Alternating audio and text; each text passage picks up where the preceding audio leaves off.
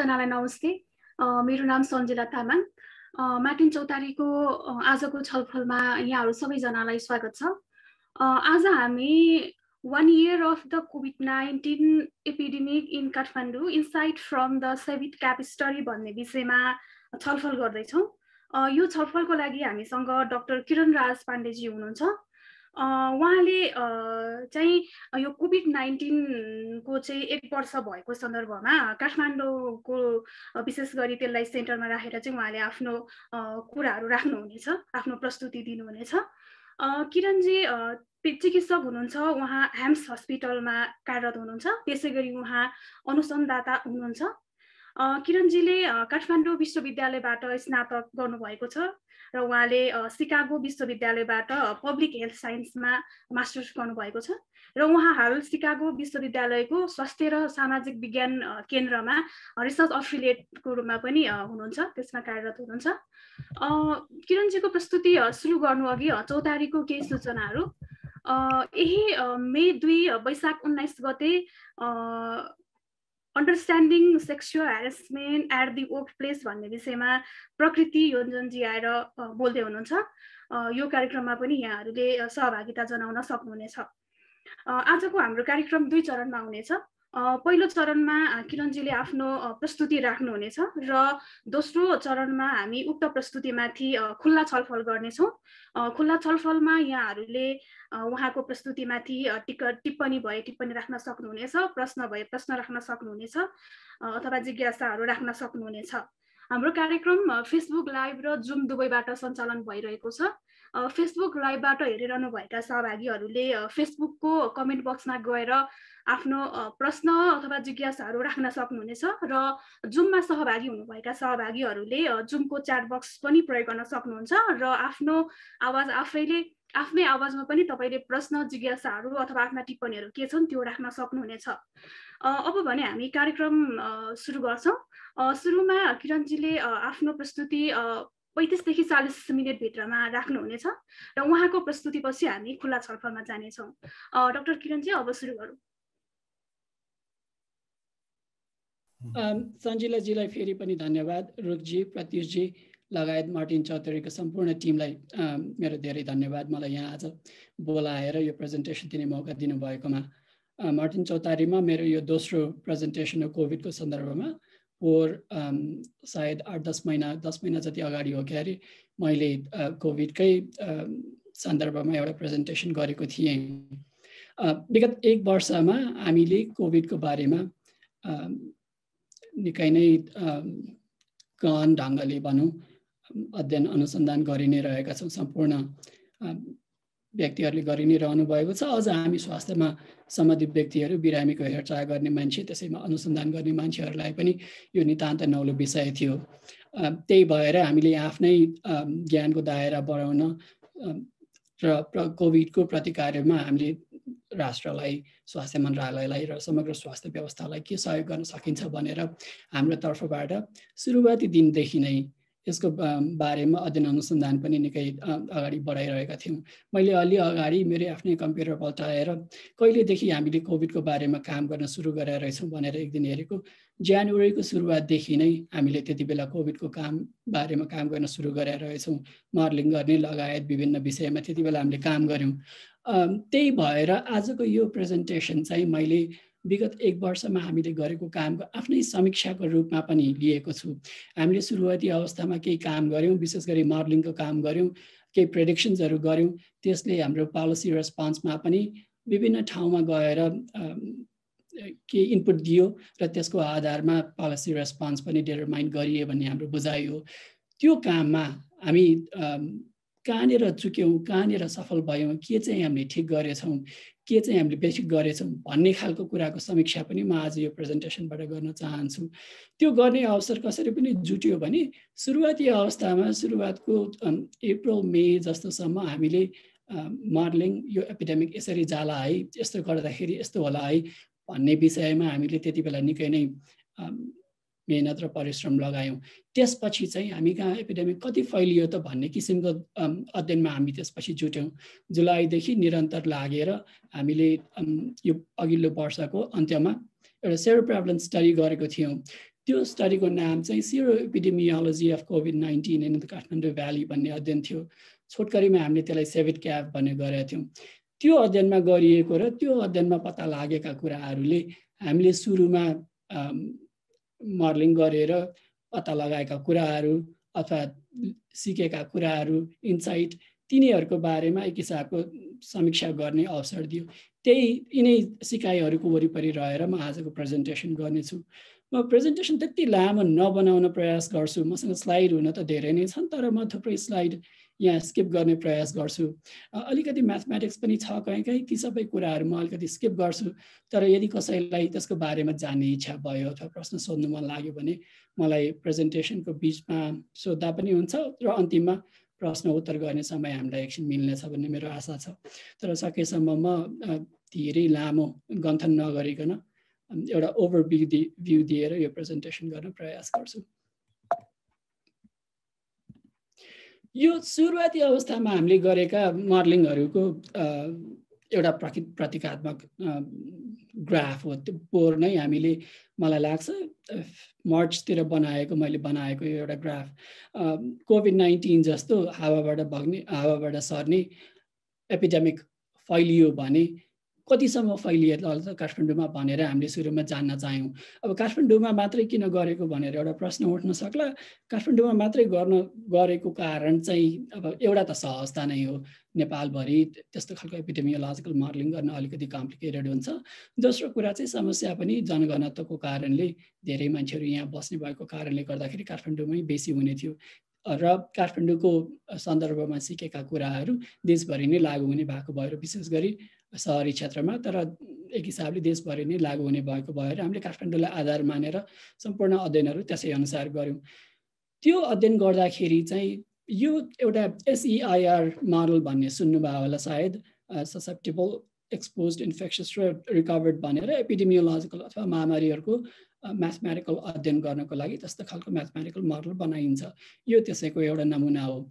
हिसाबले यो अलिकति सिम्पल मोडल भने कि अब म्याथमेटिक्स त यसमा लाग्छ नै, तर पनि त्यस्तो साह्रै कम्प्लिकेटेड मोडल पनि होइन। यसमा गरिएको के मात्रै हो भने जनवरीमा एक सङ्क्रमित व्यक्तिको काठमाडौँमा प्रवेश भयो, त्यसपछि कोही पनि सङ्क्रमित व्यक्तिको प्रवेश त भएन, तर त्यो सङ्क्रमण चाहिँ अरू व्यक्तिमा पनि सरेर गयो भने कसरी कुन गतिमा यो फैलिएला भन्ने कुराको यो आकलन मात्रै हो। त्यो रातो तलको ग्राफले के देखाउँछ भने सङ्क्रमित व्यक्तिहरू कुनै पनि समयमा एक्टिभ सङ्क्रमित व्यक्तिहरू कतिजना हुनेछन् भन्ने कुराको एस्टिमेसन त्यो रातो उसले देखाउँछ। हरियो चाहिँ रिकभर हुँदै गरेका व्यक्तिहरूको कुल योग हो। अब यो सिम्पल ग्राफ अनुसार चाहिँ सुरुको एस्टिमेटले के भन्यो भने जुलाईतिर सायद हाम्रो एपिडेमिक पिक हुनेछ र यो एपिडेमिक फैलिँदै गयो भने लगभग 85-90% मान्छेहरू चाहिँ सङ्क्रमित भएर एउटा पोइन्टमा रिकभर हुनेछन् भन्ने जस्तो खालको एउटा सिम्पल यसले एपिडेमियोलोजिकल मोडल दियो। तर महामारी सुरु भइसकेपछि त्यो महामारीलाई त्यत्तिकै फैलिन दिइरहने, त्यसको बारेमा हामीले केही पनि नगर्ने अवस्था त कहिल्यै पनि हुँदैन। अब महामारी सुरु भएपछि हाम्रो अवस्थामा पनि त्यही नै भयो। मार्चको 24मा आएर हामी कहाँ लकडाउन भयो। त्यसपछि हामीले विभिन्न किसिमका भौतिक दूरी बढाउनेदेखि लिएर स्वास्थ्य सरसफाइका विभिन्न पब्लिक हेल्थ मेजर्सहरू अपनाउनेदेखि लिएर मास्क लगाउने र व्यापक रूपमा परीक्षण गर्ने काम गऱ्यौँ। त्यो परीक्षण ती सबै प्रतिकार्यहरू गर्दाखेरि यो महामारी कसरी फरक पर्ला त्यो महामारीको गति भन्ने कुरा त्यति बेला मार्चतिर एकदमै महत्त्वपूर्ण हुन आयो। त्यसपछि चाहिँ हामीले के गर्यौँ भने यो महामारीलाई जुझ्नको लागि सबैभन्दा महत्त्वपूर्ण प्रतिरोध र प्रतिकार्यका विधिहरू के हुन सक्छन्, इन्टरभेन्सन्सहरू के हुन सक्छन् भनेर हामीले अध्ययन गर्न चाह्यौँ। त्यस गर्नको लागि चाहिँ हामीले के गर्यौँ भने लकडाउन गऱ्यो भने के फरक पर्ने रहेछ, अनि फिजिकल डिस्टेन्सिङ भौतिक दूरी कायम गर्दै वर्षभरि या 6 महिनासम्म चलायौँ भने चाहिँ के फरक पर्ने रहेछ, अथवा एक्टिभ केस फाइन्डिङ आइसोलेसन र क्वारेन्टिन भन्नाको मतलब खोजी घर घरमा गएर निश्चित सङ्ख्यामा सङ्क्रमितहरूलाई पहिचान गर्यो भने के फरक पर्ने रहेछ भनेर, अथवा यी सबै प्रतिकार्यका विधिहरूलाई एकैचोटि मिलाएर लिएर जाँदाखेरि कस्तो फरक पर्ने रहेछ भनेर हामीले जान्न चाह्यौँ। त्यो अध्ययनले के बतायो भने हामीलाई लकडाउन गरेर अलिकति फरक त पर्ने रहेछ, तर त्यसले महामारीलाई पछाडि धकेल्ने मात्रै रहेछ। सुरुमा 1 महिना लकडाउन गर्दाखेरि 36 दिन जति पछाडि महामारीको पिक पछाडि जाने रहेछ। तर दोस्रो महिना लकडाउन गर्दाखेरि त त्यही पनि घटेर दोस्रो महिनाको 30 दिन लकडाउन गर्दाखेरि 28 दिन जति मात्रै महामारी पछाडि जाने रहेछ। त्यस्तो भनेर सिक्यौँ। अघि हामीले जुलाईमा केही पनि नगरेको खण्डमा महामारी पिक हुन्छ भनेर हाम्रो सिम्पल मोडलले भनेको थियो। लकडाउन गरेपछि यहाँ सुरुको माथिको यो चुचुरो जस्तो कुराले त्यही जनाएको हो। लकडाउन नगर्दासम्म चाहिँ जुलाईमा पिक हुने एपिडेमिक, लकडाउन गरेपछि अगस्त, 1 महिना लकडाउन गर्दाखेरि अगस्तमा हुने पिक हुने जस्तो देखियो। 2 महिना गर्दाखेरि सेप्टेम्बरमा पिक हुने जस्तो देखियो। 3 महिना लकडाउन गर्दा अक्टोबरमा, 4 महिना लकडाउन गर्दाखेरि नोभेम्बरतिर हाम्रो एपिडेमिक पिक हुने जस्तो देखियो। तर त्यति मात्र होइन, हामीले त त्यसको साथसाथै फिजिकल डिस्टेन्सिङका कुराहरू पनि थिए जुन चाहिँ लकडाउन हुँदाको अवधिसम्म लकडाउनले नै त्यसलाई एकाउन्ट गरिहाल्यो। तर त्यसको साथसाथै अलिकति टेस्टिङ पनि गरिएको थियो। अब हामीले भनेको जस्तो अङ्ग्रेजीमा जियोमेट्रिक फ्यासनमा भन्छन्, नेपालीमा गुणात्मक शैलीको प्रत्येक दिन 5% जति सङ्क्रमित व्यक्तिहरूलाई पहिचान गर्ने किसिमको टेस्टिङ त भएन। तर पनि जुनसम्ममा 1 लाख व्यक्ति जतिमा देशभरिमा टेस्टिङ गरिएको थियो। त्यसले पनि अलिकति केही फरक पार्यो। अलिकति फरक पारेर त्यसले पनि हाम्रो एपिडेमिक पिकलाई यो दोस्रो ग्राफले देखाउँछ। सुरुमा आकलन गरिएको भन्दा त्यो पिकलाई तल तल झार्ने काम गर्यो। हाम्रो महामारी जसरी हामी कहाँ एक हिसाबले प्रोग्रेस गर्यो, त्यो कुरा चाहिँ यिनै दुईवटा ग्राफहरूको बिचमा त्यो रियालिटी त्यहीँनिर गयो। सायद माथिपट्टिको यो हरियो ग्राफ छ, यसले फिजिकल डिस्टेन्सिङ गर्दाखेरि के हुन्छ भन्ने कुरा देखाउँछ। यो या योभन्दा अलिकति तलपट्टि यहाँनिर हाम्रो एपिडेमिक भएर गयो। यी कुरा चाहिँ अझ तेस्रो कुरा चाहिँ के पनि सिक्यौँ भने हामीले यी सबै प्रतिकारका विधिहरू एक्लै गर्दाखेरि त्यति प्रभावकारी नहुने रहेछन्। तर संयुक्त रूपमा यिनीहरूलाई गर्न सक्यो भने त यो त निकै प्रभावकारी हुने रहेछ भनेर यो तलको ग्राफले देखायो। अब यो माथि डटेड लाइन चाहिँ हाम्रो हेल्थ सिस्टमको क्यापासिटी हो। हामीले सके माथिका यी विधिहरू एकदमै राम्रोसँग अप्नाएको खण्डमा त हाम्रो हेल्थ सिस्टमको क्यापासिटी भन्दा तल नै रहेर हामीले यो एपिडेमिकको प्रतिकार गर्न सक्छौँ भन्ने जस्तो खालको कुरा बुझियो। यो गरेको काम चाहिँ इनफ्याक्ट हामीले एउटा पेपर पनि लेख्यौँ यसको, अनि लामो रिभ्यू प्रोसेसमा गयो। सायद 1-2 हप्तामा यो पब्लिस हुने हामीले आशा गरेका छौँ। यी हाम्रा प्रेडिक्सनहरू, यो ग्राफ चाहिँ मैले अलिकति कुरा गरिनँ, तर यी हाम्रो प्रेडिक्सनहरू कसरी विगत 1 वर्षको अवधिमा सही भयो कि भएन भनेर हेर्नको लागि चाहिँ अहिले हामीसँग चाहिँ डेटा पनि छ। यो हाम्रो नेपालको गएको वर्षमा देखिएको एक्चुअल एपिडेमिकको चित्रण हो। यहाँ चाहिँ यो निलोले भएका हामीले रेकर्ड गरेका कन्फर्म गरेका केसेसहरूलाई जनाउँछ।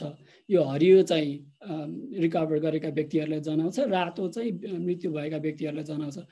पहिलो कुरा, एपिडेमिक कहिले पिक हुन्छ होला भन्ने विषयमा सायद नोभेम्बरतिर पिक हुन्छ होला, 4 महिना लकडाउन गरेपछि अनि फिजिकल डिस्टेन्सिङ गर्दा भनेको ट्याक्कै हाम्रो एपिडेमिक चाहिँ नोभेम्बरमै पिक भयो। अब दोस्रो कुरा, इन्टरभेन्सन्सहरू प्रतिकारका विधिहरू संयुक्त रूपमा गर्दाखेरि धेरै प्रभावकारी हुन्छ भनेको त्यसको कारणले गर्दाखेरि हामीले आकलन गरेको जतिको एपिडेमिकको त्यस्तो साह्रै ठुलो सोचे जस्तो नराम्रो प्रभाव पनि देखिएन। अर्थात् त्यो प्रभाव चाहिँ सुरुमा हामीले डर मानेको भन्दा निकै नै कम देखियो। नम्बर अफ इन्फेक्सन्स, सङ्क्रमित व्यक्तिहरूको नम्बर चाहिँ हामीले सोचेअनुसार भयो कि भएन त? मैले सुरुवातमा देखाएको ग्राफ अनुसार त लगभग धेरै जसो मान्छेहरू एक्सपोज भएर अनि त्यसको विरुद्धमा एक हिसाबले रिकभर हुने जस्तो देखिएको थियो। तर यहाँ हामी कहाँ चाहिँ कतिजना एक्सपोज भयो, कतिजनालाई सङ्क्रमण भयो र कतिजना रिकभर भयो भन्ने कुराको एक्चुअल फाइन्डिङ चाहिँ हामीले गरेको PCR टेस्ट अथवा हाम्रो अस्पतालमा भर्ना भएका व्यक्तिहरूको सङ्ख्याले त्यो कुरा चाहिँ जानकारी दिएन। त्यो पत्ता लगाउन लागि चाहिँ एउटा सेरो प्रेभलेन्स स्टडी गर्नुपर्ने भयो। त्यही भएर सेभिड क्याप भन्ने स्टडी चाहिँ हामीले त्यही काम गर्नको लागि डिजाइन गरेको थियौँ। सेरो प्रेभलेन्स स्टडी सायद धेरैले सुन्नु भएको होला यो शब्दावली। सेरो प्रेभलेन्स स्टडी भन्नाले चाहिँ सामान्यतया के बुझिन्छ भने कुनै पनि समयमा कुनै पनि रोगको बाट सङ्क्रमित या रोग लागेका व्यक्तिहरूको सङ्ख्या कति छ भनेर जान्ने कामलाई चाहिँ सेरो प्रेभलेन्स स्टडी भनिन्छ। सेरो प्रेभलेन्स भन्नाको फरक के भयो भने सिरम भनेको त्यो रगतको झोलिय पार्ट हो, तरल पार्ट, त्यसमा चाहिँ एन्टिबडी हुन्छ। त्यसमा एन्टिबडी भए नभएको हेरेर कुनै रोग पहिला भएको थियो कि थिएन भनेर पत्ता लगाउने स्टडीलाई सेरो प्रेभलेन्स स्टडी भनिन्छ। कोभिडको सन्दर्भमा यो अहिले धेरै सुनिएको छ, तर अन्य यस्तै खालका संक्रामक रोगहरूको लागि पनि यस्तो खालको अध्ययन गर्ने गरिन्छ। या यो यस्तो खालको अध्ययन गर्नको लागि चाहिँ एउटा महत्त्वपूर्ण कुरा भनेको अरू सर्वेमा जस्तै एउटा रिप्रेजेन्टेटिभ स्याम्पल चाहियो, पपुलेसनको रिप्रेजेन्टेटिभ स्याम्पल चाहियो। हामीले हाम्रो अध्ययन चाहिँ हुन त ओभरअल पपुलेसनमा आम मानिसमा पनि गर्न सकिन्थ्यो, त्यस्तो खालको अध्ययन पनि नभएको चाहिँ होइन, तर त्यस्तो खालको अध्ययन चाहिँ गर्न अलिकति धेरै नै च्यालेन्जिङ र लजिस्टिकली अलिकति फिजिबल बनाउन अलिकति गाह्रो हुन्छ। त्यसको साथसाथै स्वास्थ्य कर्मीहरू चाहिँ कोभिड-19को सुरुदेखि नै उच्च जोखिममा भएका, उनीहरूमा भएको सङ्क्रमणले चाहिँ एक हिसाबको सिलिङ फिगर समाजको देखाउँछ होला भन्ने बुझाइ भयो। त्यही भएर हामीले चाहिँ काठमाडौँमा भएका अस्पतालमा काम गर्ने स्वास्थ्य कर्मीहरूमा मात्र यो सर्वे गर्ने निधो गऱ्यौँ। यो सर्वेमा चाहिँ हामीले क्लिनिकल र नन क्लिनिकल अस्पतालमा काम गर्ने प्रशासकीय कर्मचारी लगायत क्लिनिकल कर्मचारी सबैलाई हामीले इन्क्लुड गऱ्यौँ। जुलाईदेखि प्लान गरेको स्टडी हामीलाई गर्दाखेरि चाहिँ स्याम्पल लिँदासम्म डिसेम्बरमा पुग्यौँ। डिसेम्बरमा गरेको अध्ययनले नोभेम्बरको अन्तिम एन्टिबडी बन्न 2 देखि 3 हप्तासम्म लाग्ने भएको हुनाले नोभेम्बरको अन्तिमसम्ममा भएको सङ्क्रमणको जानकारी हामीलाई दियो। छोटो समय चाहिँ हामीले हाम्रो स्याम्पलिङ हामीले कसरी गऱ्यौँ भनेर म अलिकति समय खर्चिन्छु। स्याम्पलिङ गर्नको लागि चाहिँ यस्ता खालका सर्वेहरू सधैँ अब व्यक्तिलाई ऱ्यान्डम तरिकाले टिपेर सर्वे गर्न अलिकति सम्भव हुँदैन। त्यही भएर सामान्यतया के गरिन्छ भने 2 तहमा 2 स्टेज स्याम्पलिङ गर्ने गरिन्छ। सुरुवातमा चाहिँ कुनै एउटा टोल अथवा कुनै एउटा छिमेक अथवा हाम्रो केसमा चाहिँ अस्पतालहरू हामीले प्रोबेबिलिटी प्रोपोर्सनेट टु साइज भन्ने एउटा विधि हुन्छ, त्यसको आधारमा अस्पतालहरूको चयन गऱ्यौँ। दोस्रो स्टेजमा चाहिँ ती अस्पतालहरूभित्रका स्वास्थ्य कर्मीहरूलाई एउटा ऱ्यान्डम फेसनमा सिम्पल ऱ्यान्डम स्याम्पलिङ आधारमा चुज गऱ्यौँ। जम्मी हाम्रो आँकडा अनुसार काठमाडौँमा लगभग 26,000 स्वास्थ्य कर्मीहरू रहेछन्। त्यसमध्ये 20 उनीहरू 74 वटा अस्पतालमा कार्यरत थिए। त्यसमध्ये एउटा स्ट्याटिस्टिकल विधि अनुसार 20 वटा अस्पतालहरूलाई लिएर हामीले 800 जनाको स्याम्पल साइज बनायौँ। सायद हामीलाई समय त्यति नपुग्ला, त्यही भएर यो कुराहरू चाहिँ अलिकति कम छलफल गर्नुपर्ने भयो। एउटा निश्चित स्ट्याटिस्टिकल विधि अनुसार हामीलाई चाहिँ 5% एरर मार्जिन कायम गरेर एस्टिमेट गर्नको लागि चाहिँ हामीलाई लगभग डिजाइन इफेक्टको साथमा 627 जना व्यक्तिहरू चाहिने थियो। तर हामीले लङ्गिट्युडनल कोहोर्ट स्टडी भन्नाले एकचोटि अध्ययन गरेर त्यही व्यक्तिहरूलाई अर्कोचोटि पनि अध्ययन गर्ने गरी स्टडी डिजाइन गरेका थियौँ। त्यस्तो अध्ययनहरू डिजाइन गर्दाखेरि एउटा समस्या के भइदिन्छ भने अघिल्लो वेभमा हामीले रिक्रुट गरेका पार्टिसिपेन्टहरू अर्को वेभमा नआउन सक्ने सम्भावना हुन्छ। त्यही भएर त्यो एट्रिसनलाई पनि कायम गरेर त्यसलाई पनि एकाउन्ट गर्दाखेरि लगभग 800 जना जतिको स्याम्पल साइज चाहिने भनेर हामीले 800 जनाको स्याम्पल साइज चुज गऱ्यौँ। यो लगभग 26,000 व्यक्तिको लागि 800 जनाको स्याम्पल साइज भनेको यो एकदमै रोबस्ट स्टडी हो। सिम्पल हिसाबले भन्ने हो भने 1 लाख जना मान्छेको स्टडीको लागि 5% मार्जिन अफ एरर मेन्टेन गर्यो भने 250 देखि 300 सम्मको स्याम्पल साइजले पनि काम चलाउने गरेको हुन्छन्। त्यही भएर यो स्टडी चाहिँ एकदमै रोबस्ट स्टडी थियो। यो भयो स्याम्पलको कुरा। तर हामीले स्ट्याटिस्टिकल एनालिसिसमा यहाँनिर ध्यान दिनुपर्ने केही महत्त्वपूर्ण कुराहरू थिए। ती कुराहरू चाहिँ के थियो भने अघि पनि मैले भने जस्तै एउटा रिप्रेजेन्टेटिभ स्याम्पल चाहिने थियो हामीलाई। अब पपुलेसन चाहिँ एक किसिमको छ, हाम्रो स्याम्पल चाहिँ अर्को किसिमको आयो भने त त्यहाँ इन्टरनल भ्यालिडिटीको ठुलो समस्या हुने थियो।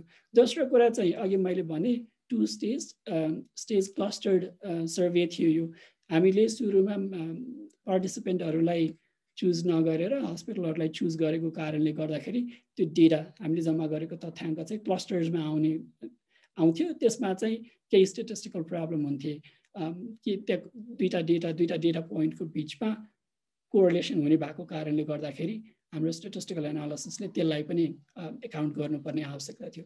तेस्रो कुरा अन्य क्षेत्रमा सर्वे गर्ने अथवा आम मानिसलाई ख्याल नहुने एउटा कुरा के हुन्छ भने हामीले त यहाँ एउटा टेस्टको विधि प्रयोग गर्दैछौँ।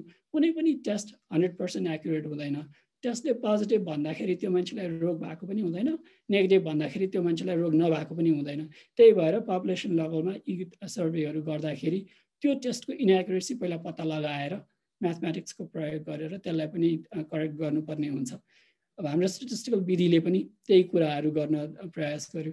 यी कसरी गरिए भने अघि 2 स्टेज क्लस्टर स्ट्राटिफाइड स्याम्पलिङले रिप्रेजेन्टेटिभ स्याम्पल दिने भयो हामीलाई। त्यसबाहेक पोस्ट स्ट्राटिफिकेसन भन्ने एउटा विधि पनि हुन्छ, त्यो प्रयोग गरेर अझै हामीले रिप्रेजेन्टेटिभनेस हेर्न सकिने भयो। अनि त्यसपछि चाहिँ हामीले प्रयोग गरेको बेजियन लजिस्टिक रिग्रेसन मोडलिङ प्रयोग गरेर हामीले क्लस्टरिङको समस्यालाई पनि एकाउन्ट गऱ्यौँ। त्यसको साथसाथै त्यही विधि प्रयोग गरेर हामीले टेस्टको इनएक्युरेसीलाई पनि एकाउन्ट गऱ्यौँ। यो म्याथमेटिक्सको चाहिँ म त्यति चर्चा गर्दिनँ, कसैलाई स्पेसिफिक त्यति इच्छा भयो भने मलाई पछि प्रश्नहरू राख्नु होला। यो सर्वेमा अघि मैले पनि अलि अगाडि पनि भने स्वास्थ्य कर्मीहरू मात्रै हामीले इन्क्लुड गरेका थियौँ, त्यो पनि 18 वर्षभन्दा माथिका काठमाडौँमा बस्ने स्वास्थ्य कर्मीहरू, उहाँहरूले पार्टिसिपेट गर्न चाहेको खण्डमा हामीले यो सर्वेमा लिएका थियौँ। जम्मी 64 वटा हस्पिटल 63 वटा हस्पिटल एलिजिबल थिए यो सर्वेमा। त्यसमध्येमा चाहिँ हामीले 20 वटा सर्वे अघि भनेको विधि अनुसार रोज्यौँ। 2 वटा हामीले सुरुमा रोजेका अस्पतालहरू विभिन्न प्राविधिक कारणले गर्दाखेरि सर्वेमा पार्टिसिपेट हुन सक्नु भएन, त्यही भएर एक हिसाबको समपूरक अस्पताल नजिकै भएको अस्पतालहरू हामीले रोज्यौँ। परीक्षण विधिको बारेमा थोरै सानो छलफल, किनभने यसको बारेमा अलिकति धेरै प्रश्नहरू आउने गर्छन्। अझ त्यसमाथि पनि एन्टिबडीको बारेमा सुरुमा आरडिटीको हामीलाई एउटा नराम्रो एक्सपिरियन्स भयो, त्यही कारणले गर्दाखेरि पनि कस्तो एन्टिबडी टेस्ट प्रयोग गऱ्यौँ त भनेर म अलिकति छलफल गर्न चाहन्छु। हामीले प्रयोग गरेको एन्टिबडी टेस्ट चाहिँ सुरुमा प्रयोग गरिएको आरडिटी भन्दा धेरै फरक हो। आरडिटी भन्दा एउटा एलाइजा विधिले प्रयोग गरिने एन्टिबडी टेस्ट त्यो मेसिनमा, ठुलो मेसिनमा अस्पतालको ल्याबमा गएर गर्नुपर्छ, त्यो अलि एक्युरेट हुन्छ। त्यो भन्दा पनि अझ एक्युरेट चाहिँ यो CMIA भन्ने विधि हुन्छ, केमिल्युमिनेसेन्स इम्युनोएसे। एलाइजा जस्तै हो, तर त्योभन्दा अलि अझै एक्युरेट हुन्छ। त्यस्तो खालको एन्टिबडी टेस्टले IgG भन्ने एन्टिबडी हामीले हेरेको हो। अहिले संसारमा उपलब्ध सबैभन्दा एक्युरेट एन्टिबडी टेस्ट यही नै हो। हाम्रो ल्याब साइड टिचिङ हस्पिटल थियो, टिचिङ हस्पिटलमा नै सम्पूर्ण परीक्षण गरिएको थियो। भ्यालिडेसनको बारेमा म त्यति कुरा नगरौँ, यसको प्राविधिक महत्त्व त छ, तर यहाँ त्यति महत्त्व नहोला। तर के चाहिँ म भन्छु भने भ्यालिडेसनको काम चाहिँ यो टेस्टले भने अनुसार अन्यत्र प्रमाणित गर्दाखेरि पत्ता लगाएका कुराहरू हामी कहाँ सान्दर्भिक छन् कि छैनन् भनेर हेर्ने हो। तर यहाँनिर एउटा महत्त्वपूर्ण कुरा के भयो भने हामीले निश्चित यी चाहिँ नेगेटिभ स्याम्पल हुन्, यी पोजिटिभ स्याम्पल हुन् भनेर जानेका स्याम्पलहरू लिएर त्यो टेस्ट किटको भ्यालिडेसन स्टडी गरेका थियौँ। त्यसले हामीलाई एउटा महत्त्वपूर्ण डेटा पोइन्ट के दियो भने जस्तै हामीले 65 जना व्यक्तिहरू नेगेटिभ कन्ट्रोलको रूपमा लिएका थियौँ। त्यो भन्नुको अर्थ के हो भने ल्याबहरूमा पहिल्यैदेखि विभिन्न प्रयोजनका लागि जम्मा गरिएका स्याम्पलहरू यत्तिकै राखिएका हुन्छन्। टिचिङ अस्पतालको ल्याबमा पनि त्यसरी पुरानो स्याम्पलहरू राखिएको छन्।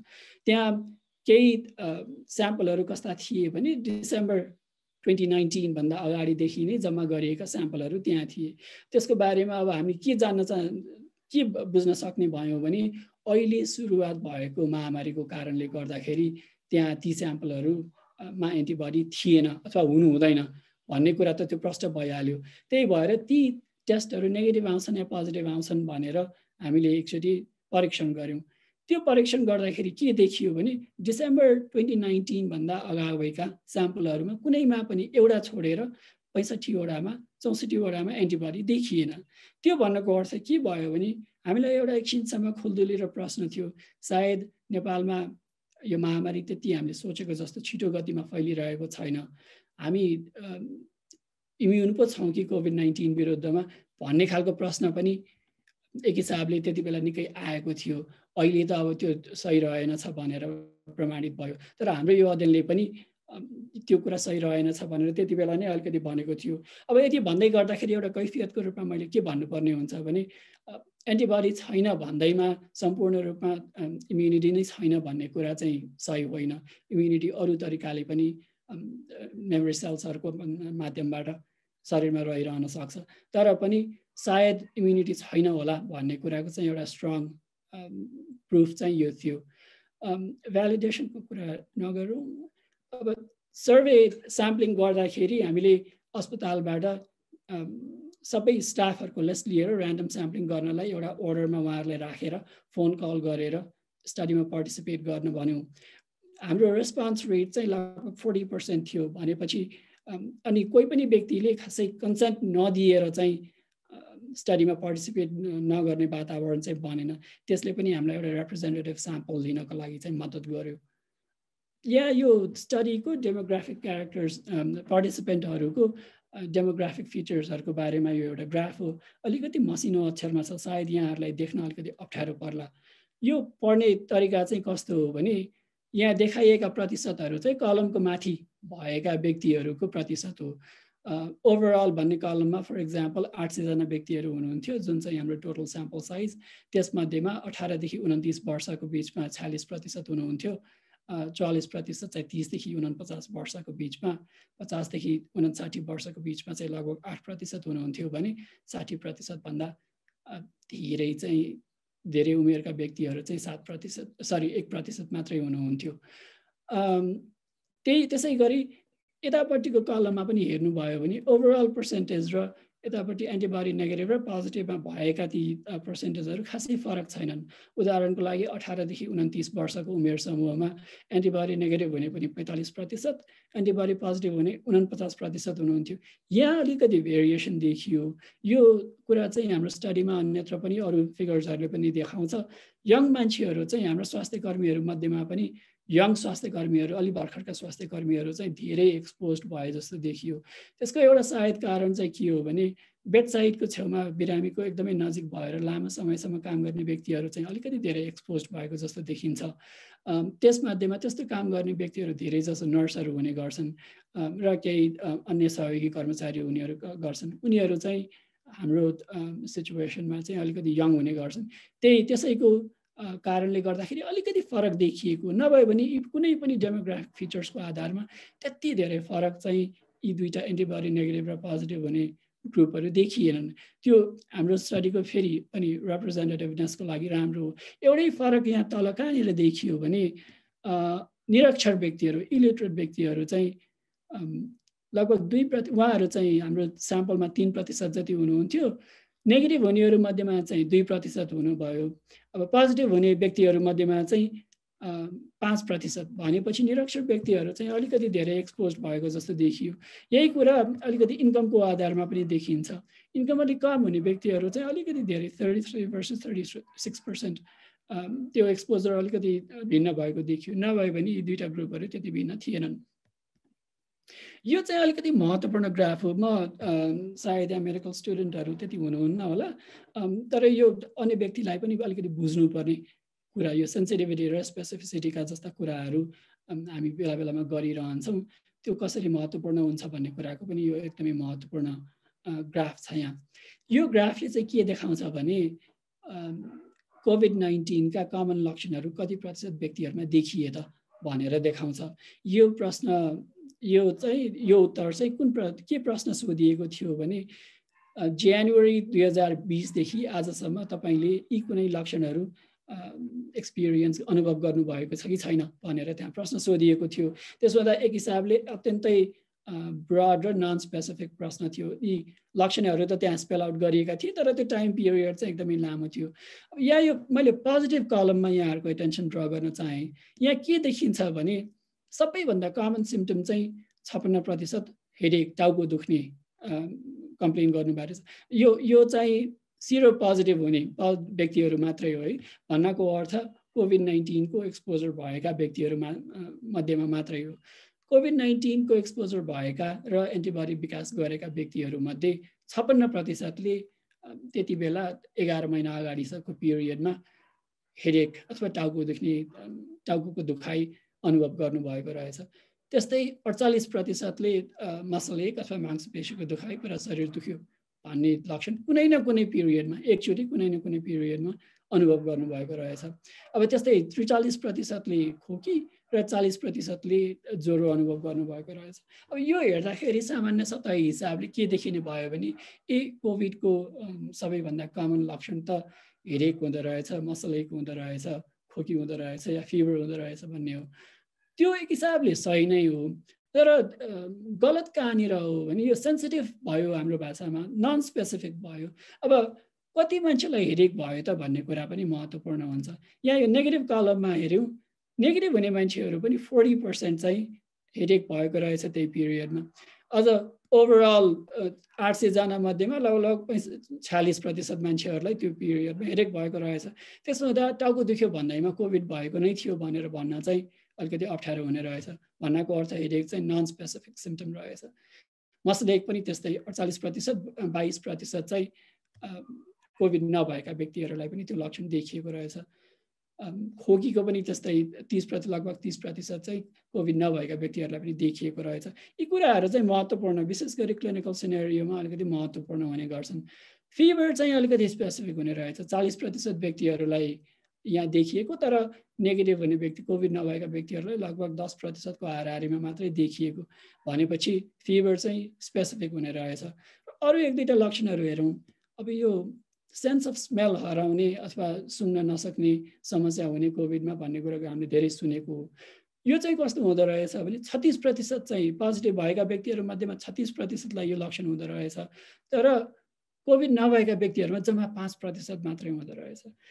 यो भन्नुको अर्थ के भयो भने सबैभन्दा स्पेसिफिक कुन लक्षणको आधारमा कोभिडका बिरामीहरू छुट्याउने अथवा कुन लक्षणको आधारमा कोभिड होला भनेर शङ्का गर्ने भन्ने कुरा चाहिँ loss of sense of smell चाहिँ एकदमै महत्त्वपूर्ण हुँदो रहेछ। अब सबैलाई ज्वरो आउने अथवा खोकी लाग्ने, सर्टनेस अफ ब्रेथ मात्रै हुनुपर्ने भन्ने चाहिँ हुँदैन रहेछ। यो अज र अज रेसियोको कुराहरू र रिलेटिभ रिस्कको कुराहरू अलिकति महत्त्वपूर्ण, विशेष गरी पब्लिक हेल्थ र क्लिनिकल मेडिसिनमा काम गर्ने व्यक्तिहरूलाई कसैलाई यसको बारेमा सोध्न मन लाग्यो भने पछि कुरा गरौँला। यी तिनै यहाँनिर अझ एउटा महत्त्वपूर्ण कुरा के पनि देखियो भने स्वास्थ्य कर्मीहरूको बेला बेलामा पिसिआर परीक्षण हुने गर्थ्यो। त्यसको बारेमा पनि हामीले सोधेका थियौँ, तपाईँको पिसिआर परीक्षण भएको छ, कहिले भएको थियो, त्यसको रिजल्ट के आयो भनेर सोधेका थियौँ। त्यसले पनि हामीलाई अलिकति केही अनौठो कुराहरू त्यहाँ देखायो। यहाँ जस्तै यो पोजिटिभ, सिरो पोजिटिभ हुने व्यक्तिहरूमा 32% चाहिँ पिसिआर नेगेटिभ व्यक्तिहरू हुनुहुन्थ्यो। भन्नाको मतलब लगभग हाम्रो स्टडी स्याम्पलमा 321 जना व्यक्तिहरू सिरो पोजिटिभ हुनुहुन्थ्यो। त्यसमध्येमा 102 जना मान्छेहरू चाहिँ पिसिआर गरेर पिसिआर नेगेटिभ भएका व्यक्तिहरू हुनुहुन्थ्यो। भनेपछि हाम्रो पिसिआरको एक्युरेसी, सेन्सिटिभिटी पनि त्यति राम्रो रहेनछ भन्ने कुरा चाहिँ यसले बुझायो। अर्को कुरा चाहिँ यहाँ के देखियो भने पिसिआर पोजिटिभ भएका तर पिसिआर पोजिटिभ हुँदाहुँदै पनि एन्टिबडी नदेखिएका व्यक्तिहरू पनि एकदम सब्सटेन्सियल हुनुहुन्थ्यो। जम्मी लगभग 9.1%, पिसिआर नेगेटिभ हुने व्यक्तिहरू मध्येमा 9.1% जस्तो व्यक्तिहरू हुनुहुन्थ्यो। यसको अलिकति अझ राम्रो एक्सप्लेनेसन यतापट्टि सायद होला। यो ग्राफले अझ अलिकति राम्रो एक्सप्लेनेसन दिन्छ। पिसिआर नेगेटिभ भएका व्यक्तिहरूमा पनि 25% व्यक्तिहरूमा एन्टिबडी देखिएको थियो। पिसिआर पोजिटिभ भएका व्यक्तिहरू मध्येमा खास 100% व्यक्तिहरूमा नै एन्टिबडी देखिनुपर्ने थियो, तर त्यस्तो भएको देखिएन। लगभग 23.8% व्यक्तिहरूमा चाहिँ पिसिआर पोजिटिभ भएर पनि एन्टिबडी देखिएन। अब त्यो एन्टिबडी टेस्टको समस्या पनि हुने गर्छ, हुन सक्ने एउटा सम्भावना त हुन्छ, तर एन्टिबडी टेस्ट चाहिँ निकै नै एक्युरेट हुने गर्छ। त्यसले चाहिँ फल्स पोजिटिभ दिने सम्भावना चाहिँ अत्यन्तै कम हुन्छ। त्यही भएर सायद यो हाम्रो पिसिआरकै समस्या हो कि भनेर आकलन गर्न सकिन्छ। अर्को कुरा चाहिँ पिसिआर गर्दै नगरेका व्यक्तिहरूमा चाहिँ लगभग 37% व्यक्तिहरूमा सिरो कन्भर्जन देखियो। यो किन महत्त्वपूर्ण छ भने यो तलपट्टिको फिगर चाहिँ सायद हाम्रो आम जनमानसमा, आम पब्लिकमा चाहिँ कहिले पनि पिसिआर नगरिएका स्वास्थ्य कर्मीको हाराहारीमा सिरो कन्भर्जन भएको थियो होला। अब पिसिआर गरिएका स्वास्थ्य कर्मीहरू अलिकति हाई रिस्क या सिम्पटम भएका स्वास्थ्य कर्मीहरूको रूपमा बुझ्न सकिएला, किनभने लक्षण हुने पिसिआर स्वास्थ्य कर्मीहरूलाई धेरै जसो अस्पतालहरूले टेस्टिङ गर्ने गरेका थिए, तर केही पनि लक्षण नदेखिएका व्यक्तिहरू चाहिँ सायद पब्लिकको एक्सपोजरको नजिक होलान् भन्ने एउटा एस्टिमेट या अनुमान गर्ने हो भने पनि तिनीहरूमा पनि 37% व्यक्तिहरूमा सिरो कन्भर्जन देखियो। अब कुल सिरो कन्भर्जन या सिरो प्रेभलेन्स कति देखियो त भनेर यो हस्पिटल वाइज विभाजन हो। 20 वटा हस्पिटलमा 27.5% देखि लिएर 52.5% सम्म सिरो कन्भर्जन देखियो। यो चाहिँ अनएडजस्टेड फिगर हो। अघि मैले भने विभिन्न कारणले गर्दाखेरि त्यो फिगरलाई एडजस्ट गर्नुपर्छ। त्यो एडजस्ट गरेको फिगर पनि म अहिले एकछिनमा प्रेजेन्ट गर्छु। यो एउटा ग्राफले पनि महत्त्वपूर्ण कुरा बताउँछ। के बतायो भने सिरो क्लस्टर वाइज सिरो प्रेभलेन्स चाहिँ एउटा सर्टन पोइन्टबाट इभनली डिस्ट्रिब्युटेड देखिन्छ। त्यसो हुँदाखेरि यसले पनि हाम्रो स्याम्पल त्यस्तो साह्रै बायस थिएन, अथवा अर्को कुरा चाहिँ काठमाडौँका विभिन्न अस्पतालहरूमा साह्रै धेरै फरक एक्सपोजर थिएन भन्ने कुराको पनि यसले जानकारी दिन्छ। हामीले यो करेक्सन चाहिँ अघि मैले भनेअनुसार भने जस्तै बेजियन विधिबाट गरेका थियौँ, यो कुरा नगरौँ यहाँ। यो महत्त्वपूर्ण फिगर चाहिँ यो हो, कुल नोभेम्बरको अन्तिमसम्ममा 45% जति स्वास्थ्य कर्मीहरू कोभिड-19 को एक्सपोजर भइसकेको रहेछ। हामीले डिसेम्बरको पहिलो 2 हप्तामा जम्मा गरेका स्याम्पलहरूमा 45% व्यक्तिहरूमा एन्टिबडी देखिनु भनेको लगभग नोभेम्बरको 15 देखि नोभेम्बरको 30 को पिरियडमा 45% व्यक्तिहरूलाई सङ्क्रमण भइसकेको भन्ने हो। हाम्रो कन्फिडेन्स इन्टरभल पनि साह्रै त्यो यो बेजियन एनालिसिस भएको भएर यसलाई क्रेडिबल इन्टरभल भन्छन्। क्रेडिबल इन्टरभल पनि त्यति धेरै वाइड थिएन। अघि पनि हामीले देख्यौँ ग्राफमा भेरिएन्स त्यति धेरै नभएको भएर यो एस्टिमेसन पनि अलिकति एक्युरेट र टाइट नै छ। 40 देखि 50% को रेन्जमा 95% क्रेडिबल इन्टरभल देखियो।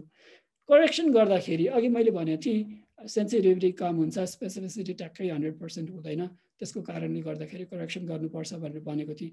त्यो करेक्सन हालेपछि के देखियो भने सबैभन्दा कम सेरो प्रेभलेन्स हुने अस्पतालमा 32% सङ्क्रमण देखियो। सबैभन्दा बेसी हुने अस्पतालमा चाहिँ 57%सम्म देखियो। यी ओभरल्यापिङ क्रेडिबल इन्टरभल्सहरूले पनि अघि नै मैले भनेको कुराहरू जनाउँछ। हाम्रा विभिन्न क्लस्टर्सहरू त्यस्तो साह्रै फरक थिएनन् भन्ने कुरा यसले हामीलाई जनाउँछ। यो एडजस्टमेन्ट गरेको कुरा हो। यो अघि मैले डेमोग्राफिक टेबलमा को बारेमा कुरा गर्दाखेरि यी कुराहरू पनि आइसकेको छ अलिकति, त्यही भएर म त्यति धेरै छलफल त गर्दिनँ। तर महत्त्वपूर्ण कुरा के भने खासै स्टेटिस्टिकल सेन्समा एज, जेन्डर, अकुपेसनले चाहिँ त्यति फरक देखाएनन् हाम्रो सेरो प्रेभलेन्सको कोभिड-19 को एक्सपोजर या सेरो प्रेभलेन्सको चान्सको सम्बन्धमा। मोडल डायग्नोस्टिक्सहरूको बारेमा खासै कुरा नगरौँ। तर यो सर्वेले अब अन्तिममा लगभग अन्तिममा आइसकेँ। सेभिट क्याभले हाम्रो विगत 1 वर्षको कोभिड-19 को एपिडेमिकको बारेमा के भन्छ त भनेर 1-2टा कन्क्लुडिङ पोइन्ट्सहरू म यहाँ भन्न चाहन्छु।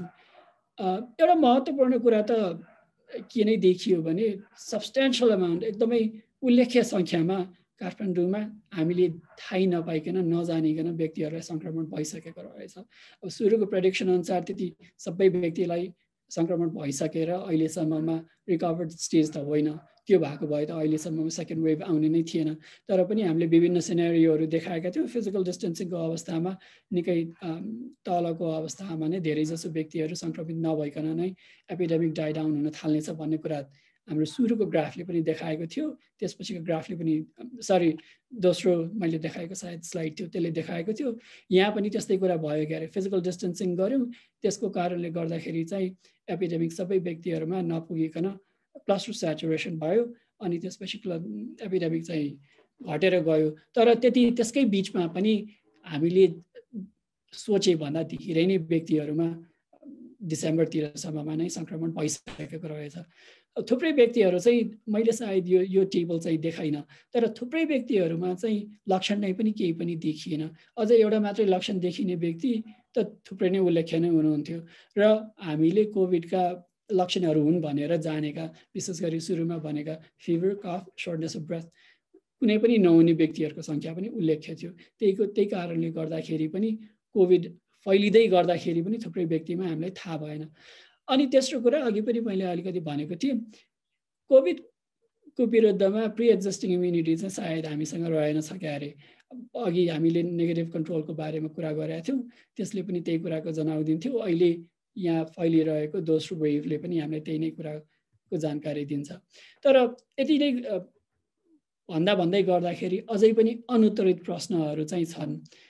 एउटा महत्त्वपूर्ण प्रश्न चाहिँ के हो भने हामीले हाम्रो उमेर समूहको लागि एकाउन्ट गर्दाखेरि र अथवा नेपालका स्पेसिफिक हामीले जानेका विभिन्न भेरिएबल्सहरूलाई एकाउन्ट गरेर पनि एस्टिमेट गर्दाखेरि अघिल्लो नोभेम्बर या डिसेम्बरमा जुन पिकमा एपिडेमिक देखियो त्योभन्दा अलिकति बेसी हुने हाम्रो एस्टिमेसन थियो फिजिकल डिस्टेन्सिङ यताउताको बावजुद पनि। त्यही अनुपातमा चाहिँ अस्पतालमा बिरामी भर्ना हुने कुरा अवस्था चाहिँ नोभेम्बर डिसेम्बरमा पनि भएन अक्टोबर नोभेम्बरको पिरियडमा पनि। त्यो सम्पूर्ण रूपले किन भएन भन्ने कुरा चाहिँ अलिअलि केही एभिडेन्स त त्यसको मिलेको छ, तर सम्पूर्ण रूपमा हामीले त्यो कुरा बुझेका छैनौँ। कतिपय व्यक्तिहरू चाहिँ विभिन्न कारणले अस्पताल जान नखोज्ने, नचाहने, घरमै रिकभर गर्न खोज्ने कुरा पनि देखियो। कतिपय मृत्यु हुने व्यक्तिहरूमा सकेसम्म कोभिडकै शङ्का हुँदा पनि कोभिडको परीक्षण नगर्ने अवस्था भयो।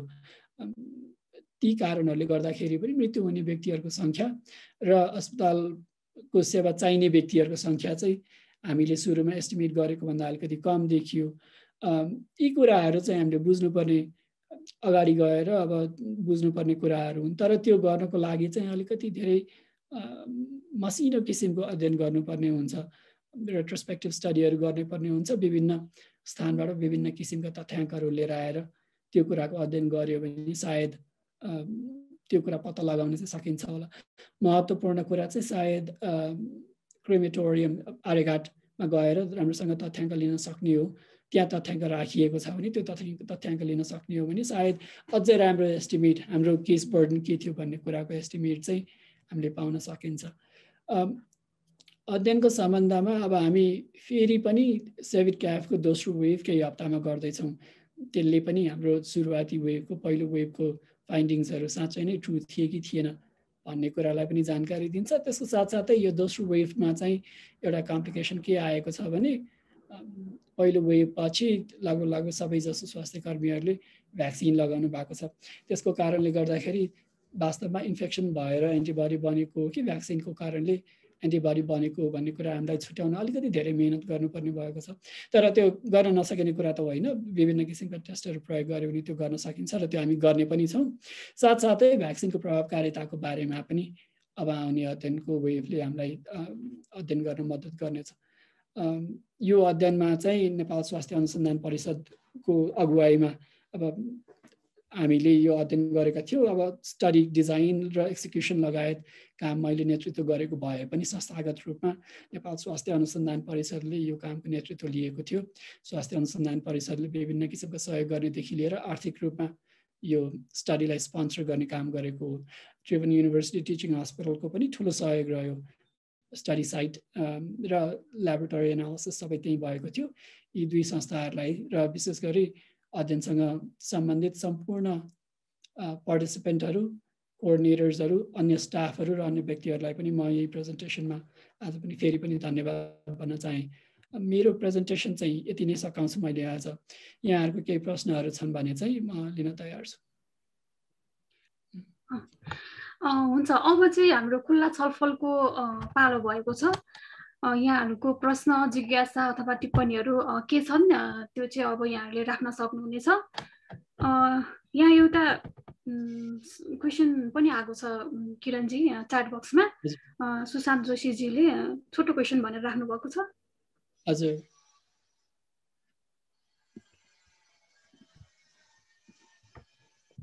सुशान्त जोशीजीले राख्नु भएको छ। what was the specificity? हाम्रो एनालिसिसमा 99.5% भन्दा धेरै थियो स्पेसिफिसिटी चाहिँ। अघि मैले भन्न त भनिनँ, तर सामान्यतया क्लिनिकल सिनेरियोमा चाहिँ स्पेसिफिसिटी भन्नको अर्थ के हो भने रोग नभएको व्यक्तिलाई रोग छैन भनेर पत्ता लगाउन सक्ने क्षमता हो कुनै टेस्टको। सेन्सिटिभिटी भन्नाले रोग भएको व्यक्तिलाई रोग छ भनेर पत्ता लगाउन सक्ने क्षमता हो।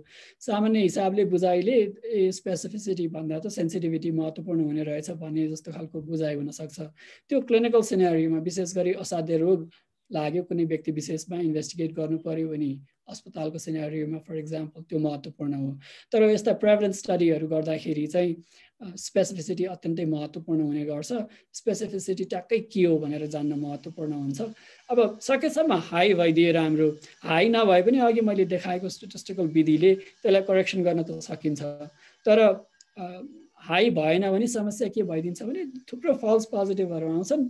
त्यसो हुँदाखेरि पोजिटिभ रिजल्ट हुँदाखेरि रोग भएर पोजिटिभ आउने भन्दा रोग नभइकन पोजिटिभ आउने मान्छेहरूको सङ्ख्या धेरै हुने भए भएर स्पेसिफिसिटीको बारेमा हामीले अलिकति ध्यान दिन्छौँ। महत्त्वपूर्ण प्रश्न सुशान्तजीलाई धन्यवाद। उहाँको अर्को फलोअप क्वेसन पनि छ तल। यो अहिले चाहिँ के विधि चलेको छ भने डेटा कम भएको हुनाले सेन्सिटिभ भ्यालिडेसन स्टडिजहरू कसरी गर्ने गरिन्छ भने हामीले जम्मा गरेको भ्यालिडेसन डेटा अनि त्यसपछि म्यानुफ्याक्चररले जम्मा गरेको भ्यालिडेसन डेटा अनि अरू कुनै रिसर्च ग्रुपले जम्मा गरेको भ्यालिडेसन डेटा सबै भ्यालिडेसन डेटालाई पुल गरेर एकै ठाउँमा हालेर अनि त्यसपछि जोइन्ट सेन्सिटिभिटी र स्पेसिफिसिटी निकाल्ने गरिन्छ। हामीले पनि त्यही नै गरेको हो। हाम्रो भ्यालिडेसन स्याम्पलमा नेगेटिभ कन्ट्रोलमा 65 जना हुनुहुन्थ्यो, पोजिटिभ कन्ट्रोलमा 77 जना हुनुहुन्थ्यो। एफडिएलाई बुझाइएको डेटामा नेगेटिभ कन्ट्रोलमा 400, पोजिटिभ कन्ट्रोलमा 100 या त्यस्तैको हाराहारीमा कति सङ्ख्यामा हुनुहुन्थ्यो। अन्य एक दुईवटा ग्रुपहरूले पनि जम्मा गरेको डेटा पनि छ। ती सबै डेटालाई पुल गरेर जोइन्ट सेन्सिटिभिटी स्पेसिफिसिटी निकाल्ने गरिन्छ। अहिले एक्सेप्टेड मेथोडोलोजी भ्यालिडेसनको लागि त्यही हो। गजेन्द्र कुमार राईजीले अघि हात उठाउनु भएको थियो। गजेन्द्रजी तपाईँले के बोल्न खोज्नु भएको हो? होइन हजुर, मैले त धन्यवाद भनेर ताली बजाएको है। डाक्टर साहब सबैलाई धन्यवाद। म आज फर्स्ट टाइम खुसी लागेको छ हजुर, एकदम हस्। यहाँलाई पनि धन्यवाद आइदिनु भएको। Thank you. हस्, धन्यवाद। अरूको पनि कसैको केही छ भने राख्न सक्नुहुनेछ।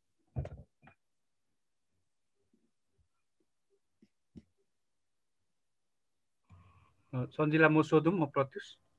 हुन्छ दाइ। डाक्टर किरणलाई धन्यवाद। नमस्ते प्रत्युषजी। नमस्ते। अब अलिकति तपाईँको स्पेसिफिक स्टडी त्यो स्याम्पलबाट हाम्रो काठमाडौँको अलि बृहत पपुलेसनलाई ध्यानमा राखेर यो स्टडीबाट हामीले एक्स्ट्रापोलेट गर्न मिल्ने कुरा चाहिँ के हो भन्नु खोजे। अब यो तपाईँको साइन्टिफिक स्टडीबाट अलि लेम्यान टर्म्समा चाहिँ हामीले कुरा बुझ्नु पर्यो भने चाहिँ हामीले यो रिजल्टलाई के हिसाबले तन्काउन मिल्छ? दुई तीनवटा कुरा। एउटा त त्यो सेरो प्रेभलेन्सको नम्बरमै हाम्रो हन्च भन्ने शब्दलाई अलिकति फोकस गर्न चाहेँ होइन, एक्जाजरेट गर्न चाहेँ। मेरो हन्च एउटा साइन्टिफिक हन्च, तर हन्च नै आखिर के हो भने ओभरअल हेल्थ केयर वर्कर्सहरूभन्दा ओभरअल पपुलेसन त्यस्तो साह्रै पछाडि छ जस्तो विशेष गरी काठमाडौँको घना एरियामा हामीलाई लाग्दैन विभिन्न कारणले। स्वास्थ्य कर्मीहरूमा एक हिसाबले एक्सपोजर, उनीहरूले पिपिई लगाउने, विशेष गरी अस्पतालमा कहिले पनि मास्क लगाउन नछोड्ने कारणले गर्दाखेरि अस्पतालमै एक्सपोजर हुने उनीहरूमा पनि त्यस्तो साह्रै चान्सेसहरू देखिएको छैन वास्तवमा भन्ने हो भने। थुप्रै स्वास्थ्य कर्मीहरू आफ्नो घरमै एक्सपोज भइरहेछन्। त्यसो हुँदाखेरि चाहिँ कम्युनिटीको बिचमा र स्वास्थ्य कर्मीहरूको बिचमा एक्सपोजरको हिसाबले त्यति ठुलो फरक छ जस्तो मलाई लाग्दैन। ओभरअल नेपालको अर्बन एरियामा हामीले काठमाडौँमा पनि त्यही नै देख्यौँ, इन्डियामा दिल्लीमा अनि मुम्बईमा पनि त्यही नै देखिएको हो। अब त्यति भन्दै गर्दाखेरि चाहिँ त्यहाँ कोही पनि एक्सपोज हुन बाँकी नै छैन भन्ने पनि होइन। 40% मान्छेहरू एक्सपोज नै भए पनि बाँकी 60% त अझै एक्सपोज हुन बाँकी नै हुनुहुन्छ। अहिले सेकेन्ड वेभमा फैलिरहेको इन्फेक्सन सायद त्यही ग्रुपमा फैलिरहेको होला, इन्डियामा पनि त्यही नै ग्रुपमा फैलिरहेको होला। यो एउटा कुरा भयो। दोस्रो कुरा, यदि यो कुरा मैले भनेको कुरा ट्रु हो भने चाहिँ मोडलिङको हिसाबले, एपिडेमियोलोजिकल स्प्रेडको हिसाबले के हुन्छ भने त्यो एपिडेमिक कति फैलिन पाउँछ भन्ने कुरा चाहिँ ससेप्टेबल मान्छेहरूको सङ्ख्या कति छ भन्ने कुरामा एकदमै अन्योन्याश्रित सम्बन्ध हुन्छ त्यसको। त्यो ट्रु हो भने चाहिँ यो एपिडेमिकलाई महिनासम्म फैलै गर्ने एक हिसाबको छुट चाहिँ यो पपुलेसन डाइनामिक्सले दिँदैन। एपिडेमिकलाई एकदमै राम्रोसँग डढेलोको रूपमा बुझ्न सकिन्छ। मानव एउटा कुनै जङ्गल थियो, चैतको जङ्गल, त्यहाँ टन्न धेरै सुकेको पात पतिङ्गर थिए। एकचोटि डढेलो लाग्यो, 40% जङ्गल चाहिँ सखाप भयो भने दोस्रो पालि डढेलो लाग्यो भने त्यो डढेलो फैलिने सम्भावना त यसै पनि त्यो अगाडि लागेको 40% डढेलोले त्यो सम्भावना कम गराउँछ। त्यो रियालिटी चाहिँ अहिले यहाँ पनि देखिन्छ।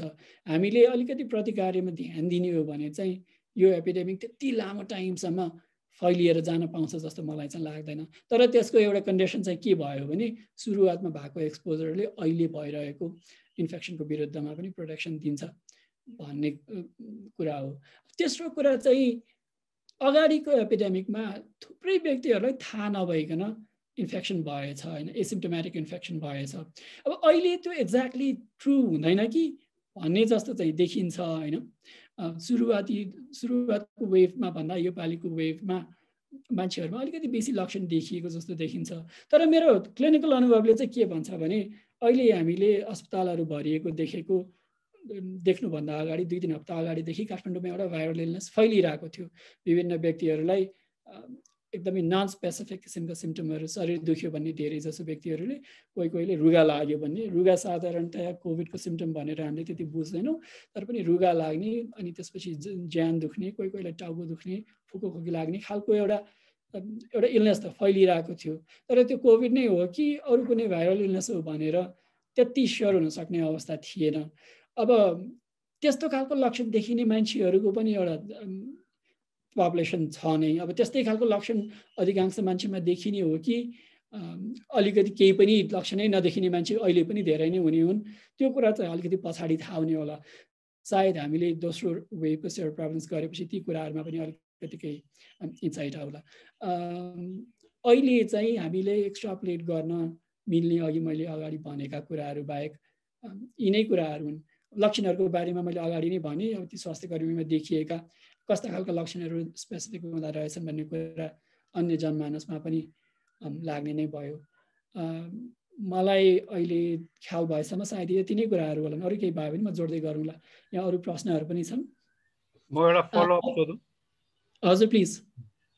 यहाँलाई आजको प्रस्तुतिको लागि सम्पर्क गर्ने क्रममा सुरुमा मैले एउटा कुरा पनि सोधेको थिएँ।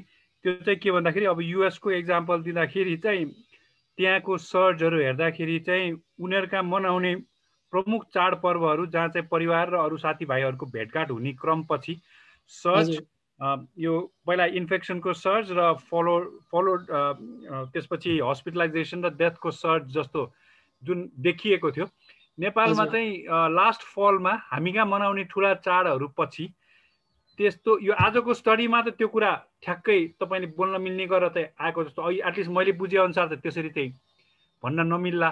तर यहाँको क्लिनिकल अनुभवको आधारमा चाहिँ हामी कहाँ मनाउने ठुलो चाडपर्वहरूको लास्ट फलको श्रृङ्खला पछि हामी कहाँ सर्ज आयो कि आएन, र आएको भए त्यसलाई हामीले अहिले आइरहेको सर्जलाई हामीले दोस्रो वेभ जुन भनेका थियौँ त्यति बेला दोस्रो वेभ पुग्ने गरेर सर्ज नआएर हामीले चाहिँ त्यसलाई ध्यान नदिया हो कि के हो, त्यसको अलिकति कुरा पनि बुझाइदिनु न।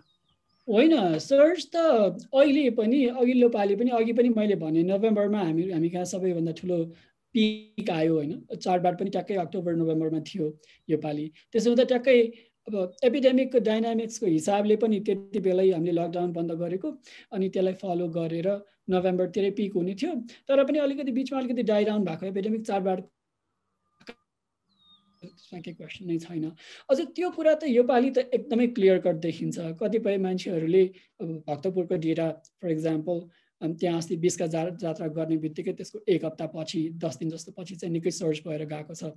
अब लामो टाइमसम्म चाहिँ यहाँ यत्रो आमसभाहरू भए के भयो त्यही पनि सर्च भएन भने जस्तो मान्छेलाई लागिरहेको थियो। तर यो एक्सपोनेन्शियल ग्रोथको कुरा चाहिँ कस्तो हुन्छ भने 1 बाट 2 हुन्छ, 2 बाट 4 हुन्छ, 4 बाट 8 हुन्छ, 100 नपुग्दासम्म त एकछिन देखिँदैन केही पनि। तर 100 बाट 200 हुने बेलामा त निकै नै देखिन्छ। त्यो एक्सपोनेन्शियल ग्रोथको नेचर नै त्यही हो। हामी कहाँ यो सम्पूर्ण रूपमा म्यानमेड हामीले भिडभाड गरेर अनि त्यसपछि हामीले आफै निम्त्याएको सर्च जस्तो मलाई लाग्छ। र त्यसको एपिडेमियोलोजिकल एभिडेन्स जेनेरेट गर्न पनि त्यति धेरै गाह्रो छ जस्तो चाहिँ मलाई लाग्दैन। अब त्यो हाम्रो एक्टिभिटी र केस लोड मात्रै त्यसलाई सुपर इम्पोज गरेर एउटा ग्राफ बनाउने बित्तिकै ती कुराहरू चाहिँ प्रष्टै हुन्छन् जस्तो लाग्छ मलाई चाहिँ। विशेष गरी अझ मैले अघि दिएको इक्जाम्पल भक्तपुरको इक्जाम्पल एउटा राम्रो इक्जाम्पल हो। नेपालगञ्जतिर या वीरगञ्जतिर सधैँ के हुने गर्छ भने इन्डियातिर फैलिने बित्तिकै यतापट्टि मान्छेहरूको चहलपहल धेरै हुन्छ अनि त्यहाँनिर देखिन्छ। त्यहाँ पनि त्यो त्यसरी फरक पर्दो रहेछ भन्ने कुरा त्यहाँ पनि क्लियर हुन्छ। त्यसो हुँदाखेरि चाहिँ सर्च चाहिँ सायद टोटली म्यानमेड हामीले नै बनाएको त्यो भन्न चाहिँ त्यति हिचकिचाउनु पर्दैन हाम्रो उसमा चाहिँ। अरू केही छ? म यहाँको प्रश्नहरूमा जाउँ। अरू कृष्ण भट्टजीले चाहिँ how was the sample size calculated भनेर भन्नुभएको छ। मैले यो अलिकति प्रेजेन्टेसनको क्रममा पनि यसको बारेमा कुरा गरेको थिएँ। सायद कृष्णजी अलिकति पछाडि आउनुभयो कि। अब सुरु खास हाम्रो यो बेसियन एनालिसिसलाई चाहिँ अब त्यो डिजाइन इफेक्ट क्याल्कुलेट गरेर स्याम्पल साइजै क्याल्कुलेट गर्नु पनि पर्दैन, किनभने त्यो बेजियन एनालिसिसको कस्तो हुन्छ भने त्यो सेटिस्फ्याक्ट्री स्याम्पल भयो कि भएन भन्ने कुरा त्यो स्याम्पलिङ प्रोसेसले नै भन्छ। त्यो सेटिस्फ्याक्ट्री भएन भने त्यो चेन्जहरू कन्भर्ज हुँदैन, त्यसको कारणले गर्दाखेरि स्ट्याटिस्टिकल फाइन्डिङ्सहरू भ्यालिड हुँदैन, त्यही नै थाहा हुन्छ। त्यसो हुँदाखेरि बेजियन एनालिसिसमा स्याम्पल साइज त चाहिने नै होइन, तर पनि हामीले स्याम्पल साइज क्याल्कुलेट गऱ्यौँ किनभने हामी एस्योर्ड हुन चाहन्थ्यौँ हामीले राइट रफली round about ballpark figure लिइरहेछौँ भनेर। त्यो गर्नको लागि हामीले के गर्यौँ भने फ्रिक्वेन्टेस्ट मेथडबाट काठमाडौँमा स्वास्थ्य कर्मीहरूको सङ्ख्या 25,000 जति छ भन्ने कुरा थाहा भयो। अब 25,000 व्यक्तिहरूमा स्याम्पलिङ गर्दाखेरि 5% मार्जिन अफ एरर मेन्टेन गर्दाखेरि लगभग 246 जना जतिको स्याम्पल साइज चाहिने थियो। तर डिजाइन इफेक्ट हुने भयो, क्लस्टरिङ भएको कारणले गर्दाखेरि डिजाइन इफेक्ट हुने भयो। त्यो डिजाइन इफेक्ट चाहिँ हामीले लगभग 2.5 जति क्याल्कुलेट गरेका थियौँ।